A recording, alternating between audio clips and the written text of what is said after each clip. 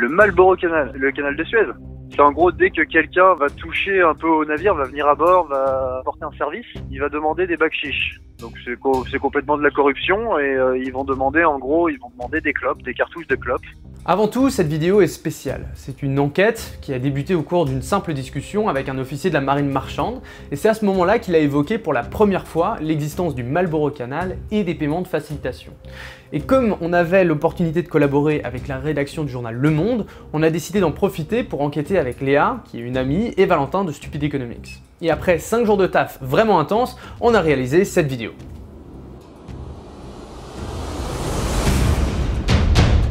50 000 cargos sillonnent les océans en ce moment même. Leur mission, acheminer plus de 9 milliards de tonnes de marchandises chaque année, soit 90% du fret mondial.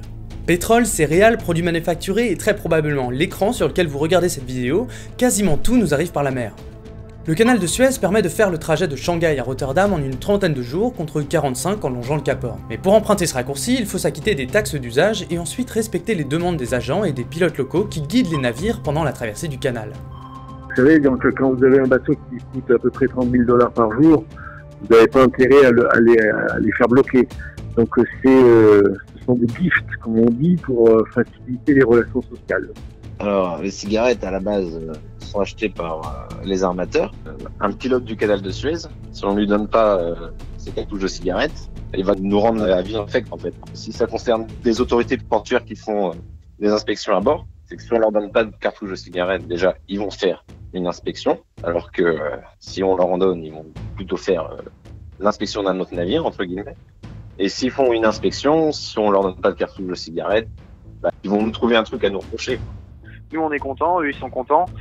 S'ils trouvent quelque chose de grave, ils peuvent retenir le bateau plusieurs jours. Un bateau qui a affrété à 14 000 $. Les cigarettes, offertes aux intermédiaires et aux autorités locales, permettent aux navires et à leurs équipages d'éviter les problèmes. Pourtant, les services des pilotes du canal de Suez sont compris dans les frais de passage d'environ 500 000 $. Et cette pratique, que beaucoup de marins voient comme une tradition, ne se limite pas au canal de Suez. Ça se passe dans énormément de ports, notamment en Afrique, principalement. Enfin, c'est là que j'ai pu le voir. C'est une des règles d'or en Afrique, au Moyen-Orient, Liban, Égypte, Arabie Saoudite, Émirats, Qatar. Ça marche très très bien en Asie. Enfin, c'est nécessaire en Asie, en fait, si on veut que les choses fonctionnent bien. Ces sommes peuvent paraître dérisoires au vu de la valeur des marchandises transportées. Et ces frais ne sont pas définis comme des pots de vin, mais comme des paiements de facilitation. We usually refer to facilitating payments as payments that you make in order to get something you're otherwise entitled to.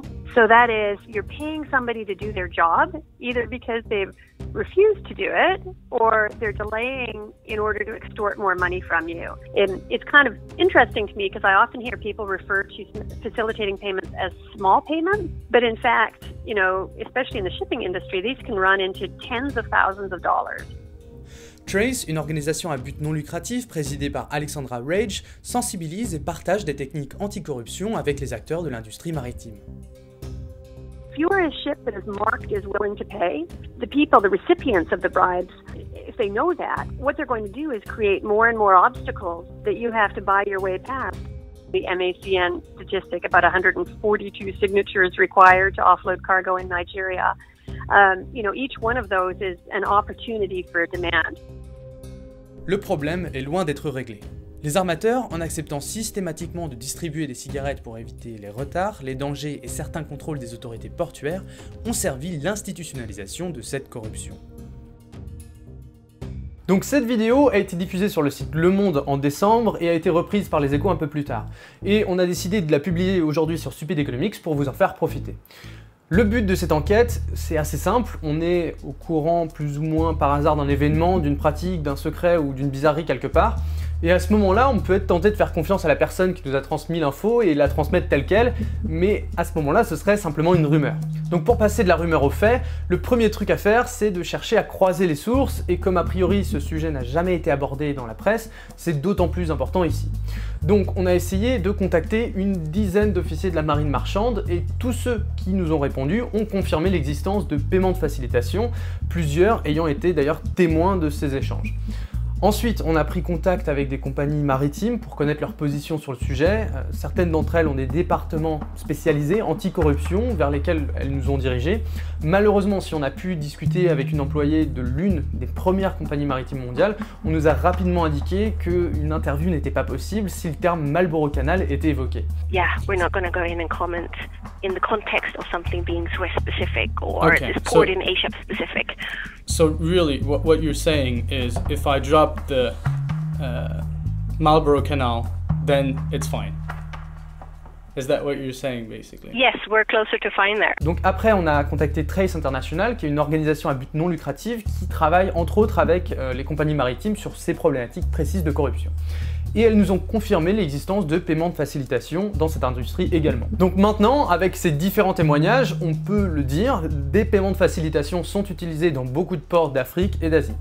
Ces paiements peuvent prendre différentes formes, que ce soit des cartouches de cigarettes, de l'alcool ou même de l'argent, et ils sont distribués par le capitaine et financés par les compagnies maritimes. Donc ces paiements de facilitation peuvent servir pour éviter les retards, permettre aux marins de descendre à terre dans certains ports, et beaucoup plus problématique, ils peuvent également être utilisés pour éviter les contrôle des autorités portuaires. Ce sujet nous a vraiment passionnés et en réalisant cette enquête, on a pu obtenir beaucoup d'informations que nous n'avons pas encore pu confirmer pour le moment.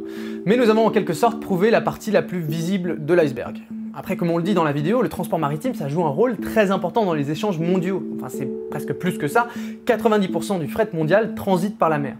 Et le truc, c'est que cette histoire de corruption, dont il est encore difficile de mesurer l'échelle, peut engendrer de graves problèmes. Parce qu'on trouve vraiment de tout dans ces grandes boîtes métalliques. Il y a de grandes quantités de contrefaçons, on peut même trouver des drogues ou des armes, sans compter toutes les problématiques classiques des entreprises globales qui jonglent en permanence entre les législations de beaucoup de pays, et dans ce cas, avec le droit des eaux internationales. Maintenant, nous ne sommes pas employés par Le Monde, ou par aucun autre journal d'ailleurs, on est deux vidéastes indépendants, donc on a assez peu de moyens pour continuer cette enquête. Il faudrait partir en Égypte, sur le canal de Suez, monter sur un porte-conteneur, filmer les interactions entre les équipages et les autorités portuaires, et prendre le temps de vraiment étudier les conséquences de l'évitement des contrôles dans les ports et de la corruption en général dans le transport maritime. Ça, c'est notre projet. On va essayer maintenant de trouver de l'aide pour le réaliser, donc si cette vidéo vous a plu et si vous voulez nous aider à poursuivre cette enquête, s'il vous plaît, partagez cette vidéo le plus possible, ça pourrait nous aider, et un grand merci à tous ceux qui le feront. C'était Stupid Economics. Sur ce,